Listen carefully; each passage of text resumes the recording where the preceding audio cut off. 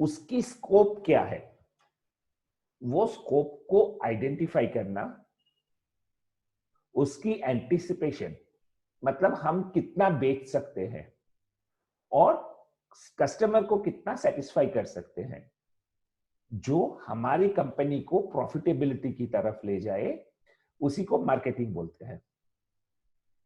ठीक है, तो marketing is the activity that creating, communicating, delivering and exchange offering which create a value for the customer. तो final जो term है that is value for customer. The most important factor, it is value for customer. And customer or client with that your business partner, मतलब जो आपके लिए cell करते हैं, okay, उनको भी तो बेनिफिट होना ना। And finally the society, society को क्या बेनिफिट है, ठीक है। इस चीज को हम लोग सीधी बातों में कहते हैं मार्केटिंग। अब जब मार्केटिंग की सेगमेंटेशन की बात आती है, मार्केटिंग सेगमेंटेशन होती क्या है। लोग बोलते हैं जब तक मार्केटिंग सेगमेंटेशन नहीं होता आप प्रॉपर्ली मार्केटिंग नहीं कर सकते, मार्केट को प्रॉपर जानने के लिए मार्केटिंग सेगमेंटेशन होना जरूरी है। ये सारी बहुत बात सुन चुके हैं, लेकिन हमें अभी तक ये नहीं पता मार्केटिंग सेगमेंटेशन होती क्या है।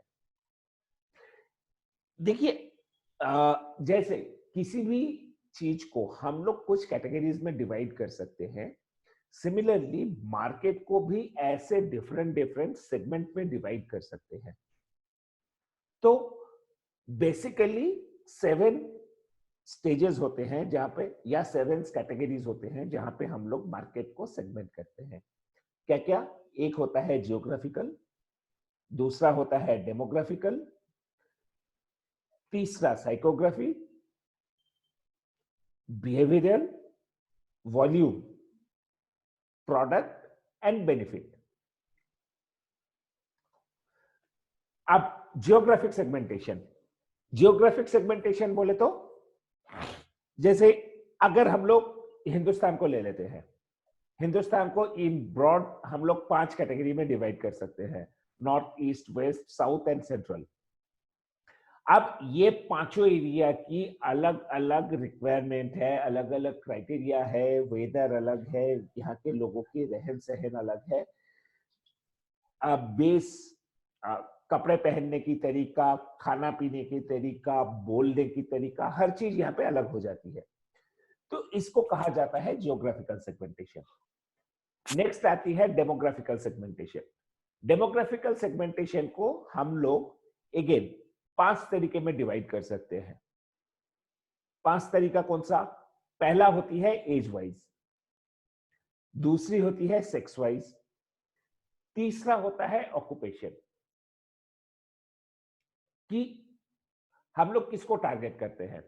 अब ऑक्यूपेशन की जब बात आती है, ऑक्यूपेशन को भी दोबारा 5 हिस्सों में बांटा जाता है। जैसे इंडस्ट्री कौन सी है, बिजनेस किस तरीके का होता है, वहां के लोग सर्विस कौन सा करते हैं, इंस्टीट्यूशन कौन सा है, एग्रीकल्चर क्या है, okay, agriculture and mining, that is natural resources. तीसरा होता है इनकम लेवल, वो इनकम किस लेवल पे जनरेट करता है। और पांचवा, the fifth one is family life cycle. Family life cycle बोले तो बहुत सिंपल है, एक फैमिली में नॉर्मली कितने लोग होते हैं, उसमें रेशियो क्या होता है, बच्चे कितने होते हैं, मैरिड कितने होते हैं, इनकम ना करने वाले सीनियर सिटीजन्स कितने होते हैं, ये सारा कुछ आ जाता है फैमिली लाइफ साइकिल में। तो ये जो 5 डिवीजन है, ये डेमोग्राफिक सेगमेंटेशन में आती है। इसके बाद आती है साइकोग्राफी सेगमेंटेशन। साइकोग्राफी सेगमेंटेशन बोले तो इंसान की मेंटेलिटी कैसी होती है। आप जिस मार्केट को टारगेट कर रहे हो, बहुत ज्यादा जरूरी होती है उस मार्केट की सेगमेंटेशन जानने की। अभी हर बच्चा बहुत स्मार्ट नहीं होता, कुछ बच्चा होता है जो बहुत स्लोली बात करते हैं या किसी से बात करने से डरते हैं, वो अपने आप गुमसुम रहना चाहते हैं। कुछ होते हैं जो आउट स्पीकिंग होते हैं, सीधा सीधा किसी से जाके बात कर सकते हैं। तो इस हिसाब से अगर हम लोग डिस्क्राइब करें तो टोटल 4 कैटेगरीज आते हैं।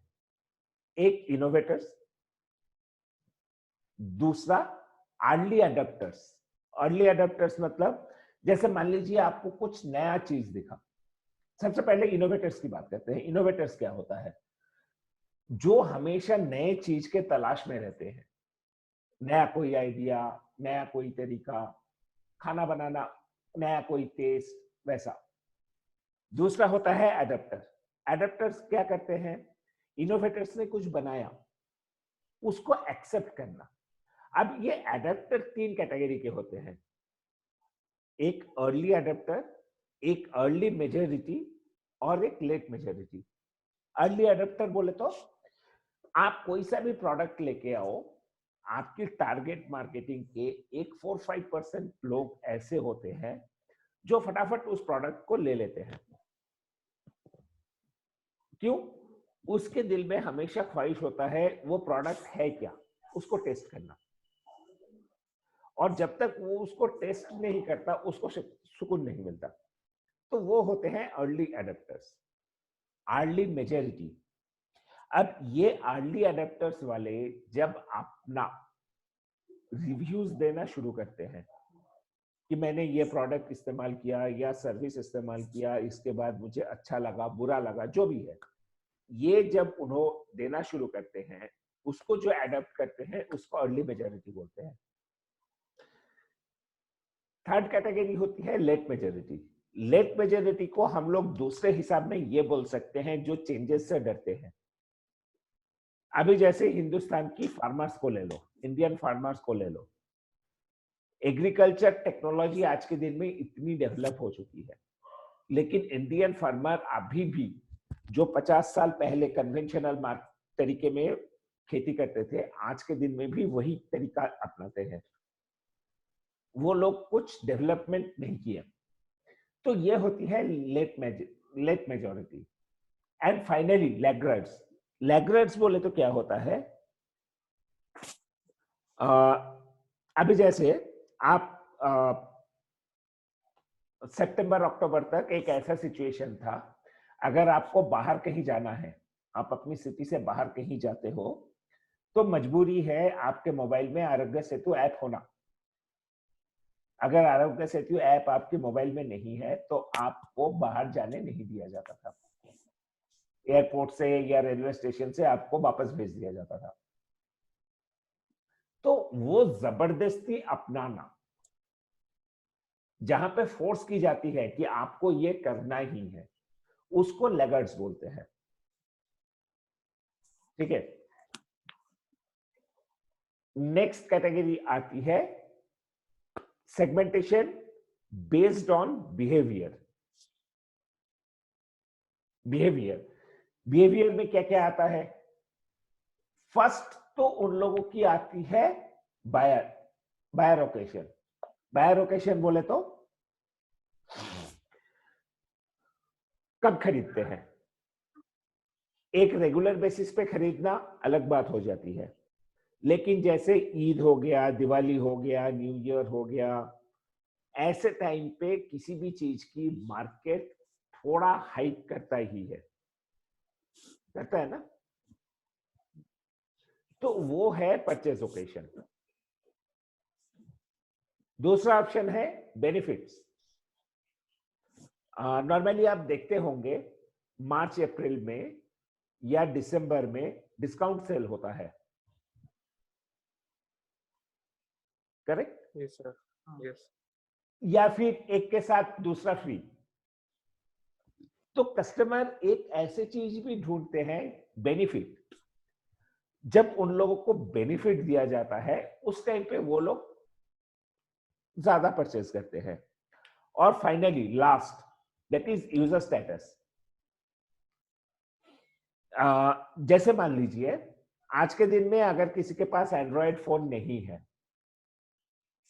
तो उनके लिए, या स्मार्टफोन नहीं है, उनके लिए ये माना जाता है वो इंसान पिछड़े हुए हैं। करेक्ट। अब ये जो बात आती है वो पिछड़े हुए हैं, वहां पे उनकी स्टेटस लो हो जाती है। तो सेकेंड हैंड भी क्यों ना हो, एक बंदा कोशिश है एक स्मार्टफोन अपने पास हो, तो ये होती है यूजर स्टेटस की। Volume based segmentation. Volume based segmentation क्या होती है?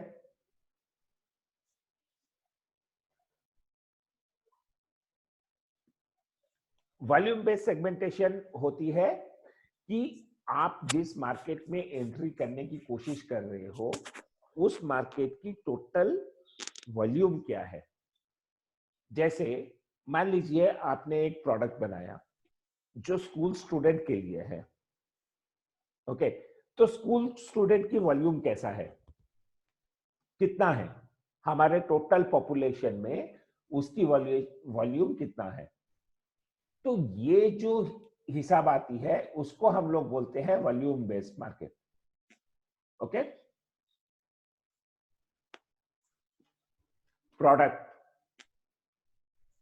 Product space segmentation. Product space segmentation बोले तो अभी जैसे मान लीजिए कश्मीरी शॉल।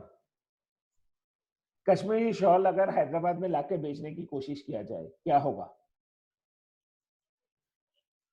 उसकी एक्सेप्टेंस उतना ज्यादा नहीं होगा। रीजन, क्योंकि कश्मीरी शॉल जितना गर्म होती है, हैदराबाद की वेदर की हिसाब से उतनी गर्माहट की जरूरत नहीं है, इसलिए उसकी जरूरत नहीं है, तो उसकी मार्केट उतना अच्छा नहीं होगा। पहली चीज। दूसरी चीज,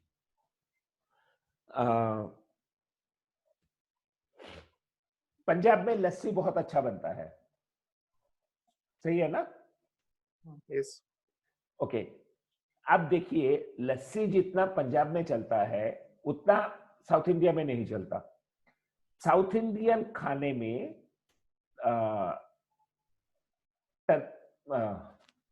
टर्मरिक का जितना यूज होता है उतना उधर के खाने, नॉर्थ इंडियन खाने में नहीं होता। ओके। तो ये जो डिविजन है, ये डिविजन बहुत ज्यादा मायने रखता है। सिमिलरली अभी जैसे अगर हम लोग देखते हैं, लक्स एक साबुन है, उसको परचेज करने की जो नंबर है, जो बायर है, उसका स्ट्रेंथ ज्यादा है comparing to Dove. Dove use करने वाले कम है। करेक्ट। तो ये जो डिफरेंस होती है इसको हम लोग बोलते हैं market segmentation, product space segmentation. Next आती है बेनिफिट सेगमेंटेशन। बेनिफिट सेगमेंटेशन क्या होती है?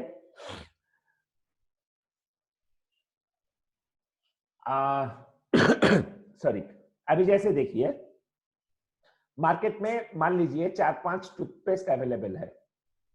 कोलगेट है, क्लोजअप है, पेप्सोडेंट है, डाबर है, पतंजलि है, ऐसे 4-5 है। लेकिन जब कस्टमर जाता है, वो देखने की कोशिश ये करता है बेनिफिट किसमें ज्यादा है। जैसे मुझे अगर फ्रेशनेस चाहिए, if I am looking for freshness, तो मैं किस तरीके का टूथपेस्ट लूंगा?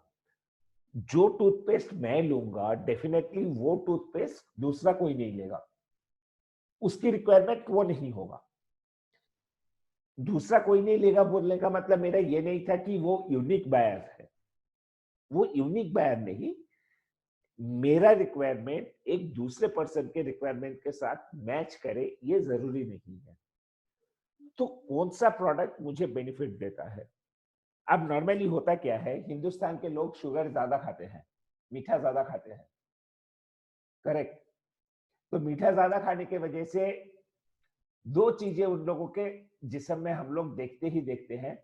एक तो blood related issues, blood sugar, blood pressure, ये सारा कुछ। और दूसरा ब्रीदिंग का इश्यू, कैविटीज रहते हैं, तो कैविटीज होने की वजह से बैड ओडर आता है। तो नॉर्मली जो ब्रीदिंग फ्रेशनेस उसकी रिक्वायरमेंट काफी ज्यादा रहता है।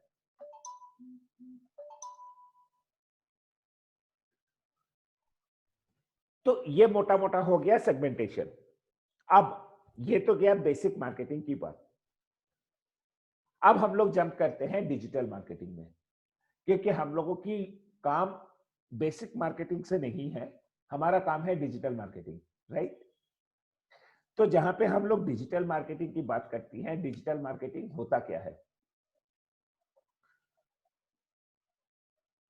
एकदम सीधी सीधी बात है, डिजिटल मार्केटिंग होता वो चीज है जहां पे आप डायरेक्टली मार्केट में नहीं जाते। बिना मार्केट में गए जब सारा इंफॉर्मेशन आप घर बैठे कलेक्ट करने की कोशिश करते हैं, तो उसको बोलते हैं डिजिटल मार्केटिंग। उसको बोलते हैं डिजिटल मार्केटिंग, कि आप घर बैठे वो सारा इंफॉर्मेशन कलेक्ट करते हैं। ओके? तो डिजिटल मार्केटिंग बेसिकली 5D के ऊपर डिपेंड करता है, करेक्ट? जी। 5D क्या क्या होता है? सबसे पहला डी होता है डिजिटल डिवाइस। आप कौन सा डिवाइस यूज करते हो? जैसे आपकी मोबाइल हो गया, आपका टैबलेट हो गया, आपकी डेस्कटॉप हो गया, टीवी हो गया, गेमिंग डिवाइस हो गया, ये आपके डिजिटल डिवाइसेस में आती है। नेक्स्ट आता है डिजिटल प्लेटफॉर्म। डिजिटल प्लेटफॉर्म आपकी खुद की website, social media like Facebook, Instagram, YouTube, Twitter, ये सारे, search engine like Google, ask. Next आता है डिजिटल मीडिया। डिजिटल मीडिया में क्या क्या आता? डिजिटल मीडिया में आता है जैसे आप कैसे कम्युनिकेट करते हो। तो फोन हो गया, टेलीविजन हो गया, और सबसे ऊपर है इंटरनेट। और अगर इंटरनेट पे आए तो यहां पे आ जाती है इंटरनेट इस्तेमाल करने की तरीका, एडवर्टाइजिंग, ईमेल, मैसेजिंग। ओके? और साथ में search engine and social network. Next ये आता है डिजिटल डेटा। अब अगर आपको सेगमेंटेशन करना है तो सेगमेंटेशन के लिए आपको डेटा होना, बिना डेटा के आप सेगमेंटेशन नहीं कर सकते, करेक्ट? तो अगर सेगमेंटेशन आपको करना है and you need to have data, तो आप क्या करोगे? फिजिकल मार्केट है तो आप जाके लोगों से पूछ सकते हो कि भाई आप क्या पसंद करते हो। डिजिटली आप वो काम नहीं कर सकते, क्योंकि अगर आपको किसी से बात करना है तो आपको फेसबुक पे पहले कांटेक्ट करना, आप कांटेक्ट करें तो वो रिस्पॉन्स करना, आपके नेटवर्क में ऐड होना, फिर जाके आप उनसे बात कर सकते हो। सही है ना? तो ये डेटा कहीं पे अवेलेबल होना चाहिए, राइट? तो इसके लिए बहुत सारे स्टैटिस्टिकल इंफॉर्मेशन की डिपार्टमेंट है। हर कोई सोशल मीडिया, सर्च इंजन ये मेंटेन करते हैं कि वो ये इंफॉर्मेशन प्रॉपरली किसी को दे पाए। Next, digital technology. टेक्नोलॉजी बोले तो इसमें ये आ जाती है कि आप किस टेक्नोलॉजी पे डिपेंड करके आपकी वेबसाइट बनाए, आपकी मोबाइल ऐप कौन सी टेक्नोलॉजी पे है, ईमेल कैंपेन जो आप करते हो वो कैसे करते हो, ये सारी हो जाती है आपकी टेक्नोलॉजी। आप उसको कैसे एक्सेस करते हो।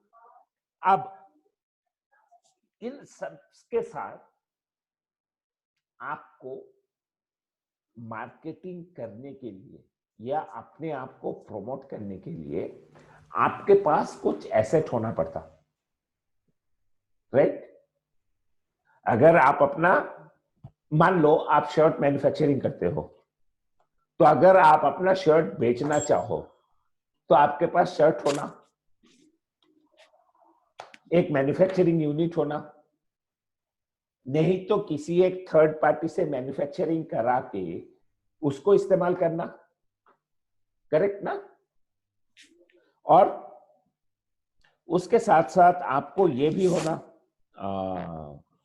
उसको सेल करने के लिए एक दुकान भी होना, जरूरत है ना ये सारी चीज की। अगर आपके पास ये सारी चीजें नहीं है तो आप बिजनेस नहीं कर सकते। तो यही है आपकी एसेट जो आपको बिजनेस में कंटिन्यू करने की ये देता है। तो नॉर्मली वही काम जब आप इंटरनेट पे करते हो, वहां पे भी आपके पास ऐसे कुछ एसेट होना, करेक्ट? Yes. Yes. ये जो एसेट होते हैं इसको नॉर्मली कहा जाता है इंटेलेक्चुअल प्रॉपर्टी। क्या बोलते हैं? Intellectual property. Intellectual property.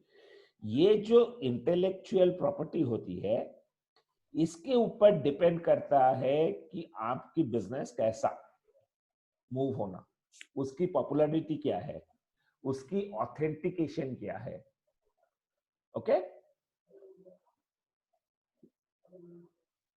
उसकी ऑथेंटिकेशन क्या है, ये सारे उसके ऊपर डिपेंड करता है, करेक्ट ना?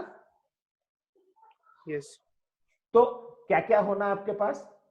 सबसे पहले तो आपका खुद का एक वेबसाइट होना, राइट? Yes, sir. दूसरा, Right. दूसरा आप जो वेबसाइट बनाए उसमें एक ब्रांड होना, राइट? आप मान लो एक न्यूज पोर्टल लॉन्च कर रहे हो या एक ई कॉमर्स साइट लॉन्च कर रहे हो, Amazon ही ले लेते हैं। ओके? Amazon, उसकी जो लोगो है, आप कभी भी Amazon सर्च करो हर जगह पे आपको Amazon ही दिखता, कोई दूसरा लोगो दिखता? No. वो लोगो हमेशा सेम ही दिखता ना। Yes. तो वो उसकी ब्रांड है, ओके ना? Yes, sir. उसकी जो वेबसाइट है amazon.in, amazon.com, आज आपने amazon.in से खरीदे, कल कोई दूसरे वेबसाइट से खरीदते नहीं? खरीदते, हमेशा नहीं। amazon.in पे ही खरीदते हो ना? Yes, sir. तो वो उनकी एक ब्रांड प्रॉपर्टी है कि हमेशा लोगो ऐसा होता, वेबसाइट ऐसा होता। ओके? नेक्स्ट होती है, Yes. नेक्स्ट होता है वीडियो कंटेंट कि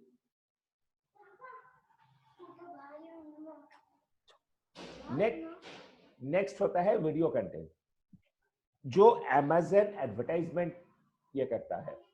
Amazon के आपने जितने भी एडवर्टाइजमेंट देखे हैं, मेरे हिसाब से आपने हमेशा उस एडवर्टाइजमेंट पे Amazon की लोगो देखे होंगे, Amazon की Yes, sir. नाम देखे होंगे, Amazon Yes. की वेबसाइट का एड्रेस देखे होंगे।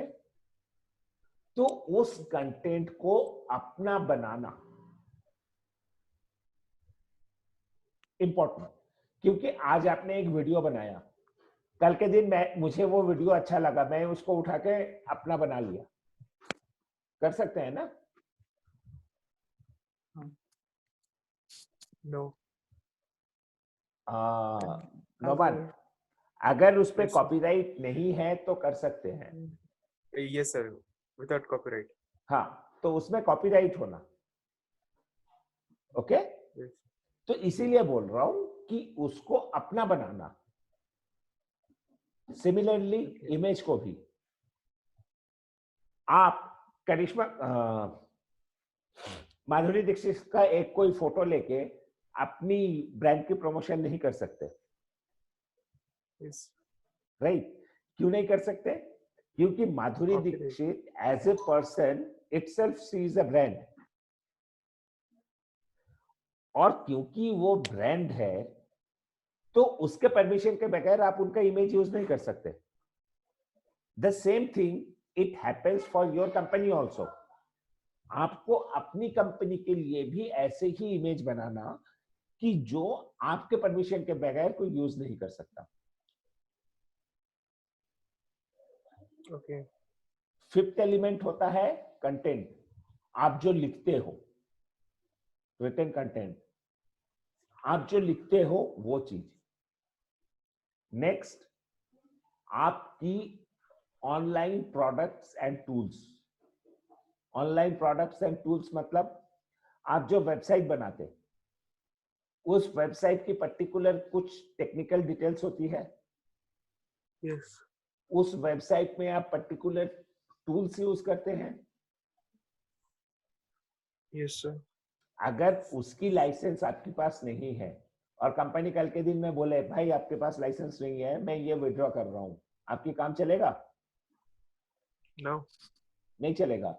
तो आपके पास उसका लाइसेंस होना, करेक्ट? Yes, sir. लाइसेंस होना मतलब उसको अपनाना। ओके। Yes. नेक्स्ट होती है रिव्यूज। अभी नोमान तोहरा बेचते हैं या खत इस्लामिक कैलीग्राफी बेचते हैं, तो एक कस्टमर नोमान से इस्लामिक कैलीग्राफी खरीदे, वो जाके नोमान की कंपनी का नाम ढूंढ के गूगल में उसका रिव्यू किया कि ये इस्लामिक कैलीग्राफी बहुत अच्छा है। क्या रईस कल के दिन में वो क्लेम कर सकता है वो तोहरा मेरा था या वो इस्लामिक कैलीग्राफी मेरा था? No. नहीं कर No. सकते। क्यों नहीं कर सकते? क्योंकि वो ब्रांड की राइट उनके पास है, नोमान के पास है, राइट? Yes. तो ये जो रिव्यूज आते हैं, ये रिव्यूज नोमान की है, रईस की नहीं है। ओके? Yes. Yes. और सोशल मीडिया में जो पेजेस बनते हैं, आपने फेसबुक में एक बिजनेस पेज बनाया, ओके, तो वो आपकी है, कल के दिन में वो आपसे कोई ले नहीं सकता। Okay? Yes, sir. So that is the reason all these are known as intellectual property and asset for your digital marketing. Correct? Yes. Correct, sir. So now the next, digital marketing की strategy क्या क्या होता है? Okay, जो सबसे popular digital marketing strategy है वो है पेपर क्लिक, या उसको कहा जाता है पीपीसी। नेक्स्ट होता है paid search advertisement, search engine में आप ऊपर आना। अब सर्च इंजन में ऊपर आने की दो तरीका है, एक आप उसको पैसे देके खरीद सकते हो या ऑर्गेनिक तरीके से ले सकते हो। पैसे देके खरीदना पेड सर्च एडवर्टाइजिंग, ऑर्गेनिक तरीके से आना सर्च इंजन ऑप्टिमाइजेशन। सिमिलरली आप एडवर्टाइजमेंट सोशल मीडिया में भी कर सकते हो, that is paid social media advertising. और वही काम अगर आप ऑर्गेनिक तरीके से करते हो तो वो सोशल मीडिया मार्केटिंग। नेक्स्ट आता है conversion rate, content marketing, native advertisement. Native advertisement बोले तो आप दोनों, रईस और नोमान दोनों एक दूसरे से बात किया, मेरे पास 50 कस्टमर है, मेरे पास 50 कस्टमर है, हम दोनों एक दूसरे की एडवर्टाइजमेंट करेंगे, एक Okay. Mutual understanding. Okay? Yeah. इसमें हुआ क्या, नोमान के पास जो 50 कस्टमर है वो रईस के बारे में जाना, रईस के जो पास जो 50 कस्टमर है वो नोमान के बारे में जाना, तो आप दोनों का ही रीच 50 से बढ़ के 100 हुआ। Yes. तो यह है नेटिव मार्केटिंग। नेक्स्ट आता है ईमेल मार्केटिंग। ईमेल मार्केटिंग में होती क्या है, कोई एक पर्सन होता है जिसके पास एक डेटाबेस रहता और वो डेटाबेस के थ्रू ईमेल किया जाता। ये दूसरा भी एक हो सकती है कि जैसे मान लीजिए किसी को इस्लामिक कैलीग्राफी में इंटरेस्ट है, वो आपके वेबसाइट में आते हैं और वेबसाइट में आने के बाद वो उसके आगे और इंफॉर्मेशन के लिए अपना ईमेल एड्रेस आपको देके जाता है। कि आप मुझे ईमेल करो जब भी आपके पास कोई नया इंफॉर्मेशन हो। तो इस तरीके को ईमेल मार्केटिंग बोला जाता है। और होता है एफिलिएट मार्केटिंग। अभी जो मैंने बताया कि नोमान और रईस म्यूचुअल अंडरस्टैंडिंग में एडवर्टाइजमेंट कर ली है, ये तो म्यूचुअल अंडरस्टैंडिंग हुआ। 2 दिन बाद या 2 महीने बाद रईस को दिखा नोमान की तरफ से उनको कोई बिजनेस नहीं आ रहा है, लेकिन रईस की तरफ से नोमान को काफी बिजनेस मिला। तो नोमान क्या बोला, रईस क्या बोला, देख रईस, देख नोमान, मैं तो तेरा एडवर्टाइज कर रहा हूं, तुझे बिजनेस भी मिल रहा है, मुझे क्या बेनिफिट है? ना तो तेरा एडवर्टाइजमेंट के थ्रू मुझे कोई बिजनेस मिल रहा है, ना मुझे कोई फायदा हो रहा है। तो तू एक काम कर, अब मेरे थ्रू तुझे जितना भी कस्टमर मिलेगा उसमें से मुझे 20% कमीशन दे। करेक्ट? करेक्ट। तो ये हो गया डिजिटल मार्केटिंग स्ट्रेटेजी, और इसी को कहते हैं affiliate marketing. Okay? Yes sir.